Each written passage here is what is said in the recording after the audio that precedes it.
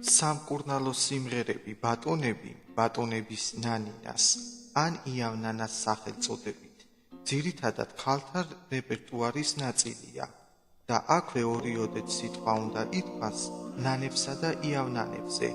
ხალხში ეს ორი განსხვავებული სიმღერა აღრეულია. როგორც ირკვევა, ეს აღრევა წინა საუკუნეებიდან იღებს სათავეს.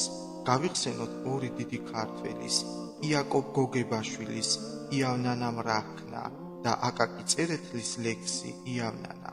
საოცარია, მაგრამ ორივე დიდად განათლებულისა და ქართული კულტურის მცოდნე ადამიანს ნაგულისხმები აქვს დასაძინებელი სიმღერა, რომელსაც ნანა ჰქვია და წერს სამკურნალო სიმღერის, იავნანას სათაურს.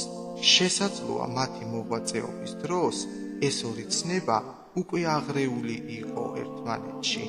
საფიქრებელია, რომ ეს უნებლიე შეცდომებია. ნანა ძირითადად ერთხმიანი და ყოველდღეს შესასრულებელი სიმღერაა. იავნანა კი სამხმიანი გვხვდება, ორხმიანიც სარიტუალო. სხვა დროს იავნანას უმიზეზოდ არ იმღერებდნენ. ბატონები გაჯავრდებიან.